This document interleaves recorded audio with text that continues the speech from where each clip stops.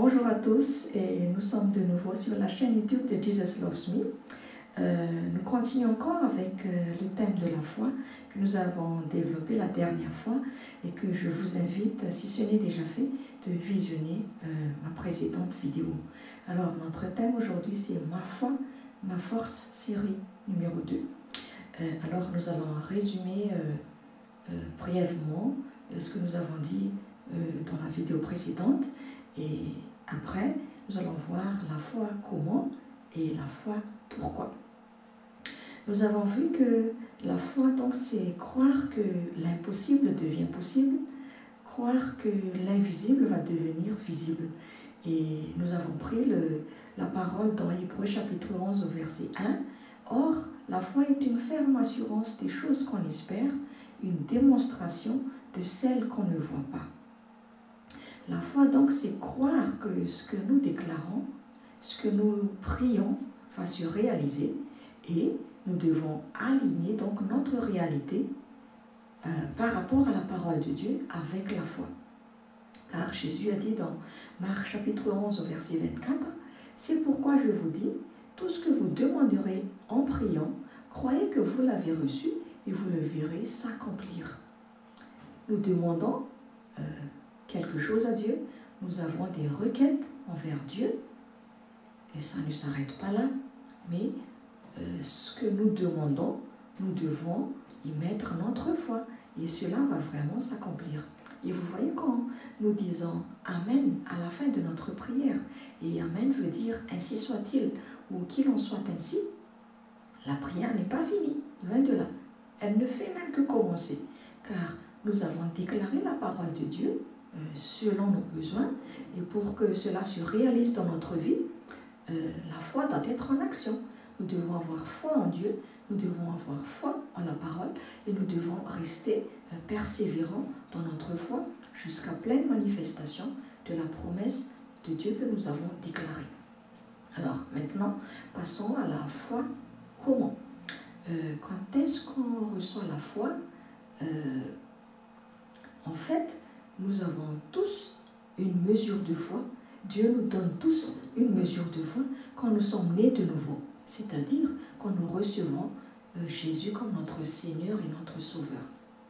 Alors il est inutile, si nous sommes un enfant de Dieu, de dire ou de prier Seigneur, donne-moi la foi. La foi est déjà en toi. Tu as déjà une mesure de foi. Dieu t'a déjà donné la foi. Mais tu dois développer, tu dois entretenir ta foi. Car nous voyons cela dans Romains chapitre 12 au verset 3. « Par la grâce qui m'a été donnée, je dis à chacun de vous de n'avoir pas de lui-même une trop haute opinion, mais de revêtir des sentiments modestes selon la mesure de foi que Dieu a départie à chacun. » Maintenant, comment faire pour entretenir la foi?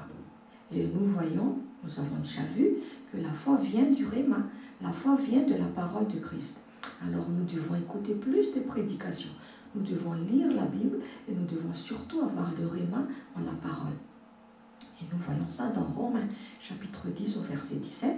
Ainsi, la foi vient de ce qu'on entend et ce qu'on entend vient de la parole de Christ. Alors, si toi tu es né de nouveau, tu as déjà une mesure de foi. Il est inutile de prier à Dieu, de demander la foi à Dieu. Car la foi est déjà en toi. Et la foi est entretenue, la foi augmente quand nous entendons la parole de Dieu. Et enfin, la foi, pourquoi? La foi, c'est importante. La vie chrétienne n'a pas de sens sans la foi. Nous voyons cela dans Hébreux chapitre 11 au verset 6. Or, sans la foi, il est impossible de lui être agréable, car il faut que celui qui s'approche de Dieu croit que Dieu existe et qu'il est le rémunérateur de ceux qui le cherchent. Prenons un exemple. Nous prions, nous avons notre requête, nous avons nos besoins. Et après, nous ne positionnons pas par rapport à la foi, mais nous sommes envahis par un sentiment d'incrédulité. La prière est vaine. Il va y avoir aucun résultat. Et pire encore, cela attriste Dieu. C'est une perte de temps pour toi de prier si tu ne crois pas en ce que tu as dit. Alors, ici il est écrit, sans la foi, il est impossible de lui être agréable. Tu veux être agréable aux yeux de Dieu? Alors, aie foi en la prière que tu as déclarée, aie foi en la parole que tu as entendue. Ensuite, pourquoi la foi? Parce que nous sommes justifiés par la foi. Dans Romains chapitre 5 au verset 1, nous lisons, étant donc justifiés par la foi, nous avons la paix avec Dieu par notre Seigneur Jésus-Christ. Nous sommes justifiés par la foi. Nous ne sommes pas justifiés par nos œuvres. Nous ne sommes pas justifiés par ce que nous avons fait ou ce que nous n'avons pas fait, mais nous sommes justifiés uniquement par notre foi en Dieu. La foi nous donne aussi la victoire. Et nous voyons ça dans 1 Jean chapitre 5 au verset 4 et 5, parce que tout ce qui est né de Dieu triomphe du monde.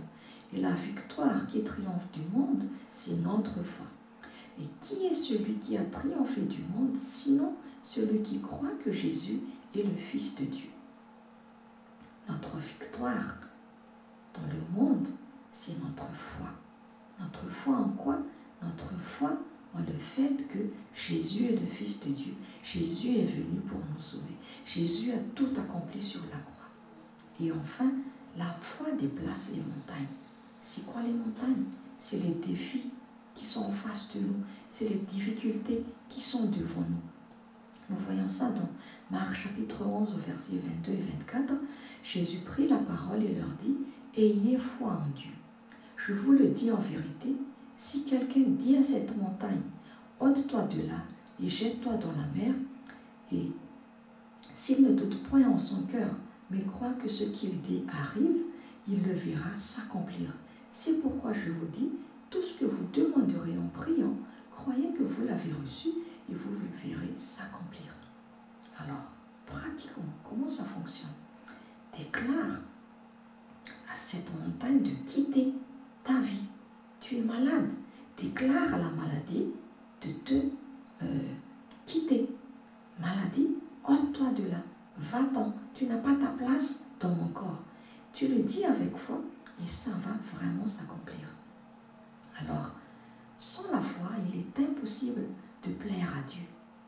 La foi nous donne la justice, la foi nous donne la victoire sur les œuvres du diable. Et la foi nous permet de vivre selon les promesses de Dieu. Alors, si nous résumons, quand nous sommes nés de nouveau, nous recevons une mesure de foi. Et nous pouvons développer notre foi, nous pouvons entretenir notre foi, nous pouvons nous positionner toujours dans la foi quand nous écoutons la parole de Dieu, quand nous mettons notre foi dans la parole de Christ. Et la foi nous donne la victoire, nous donne la justice et nous donne l'approbation de Dieu. Alors qu'est-ce que tu attends pour être dans la foi? Prends la parole de Dieu, positionne-toi dans la foi jusqu'à pleine manifestation de cette promesse dans ta vie. Voilà, j'espère que tu as été béni. C'était Fatso Ravitsan. Merci d'avoir visionné jusqu'à la fin et nous nous retrouvons dans mes prochaines vidéos. Au revoir.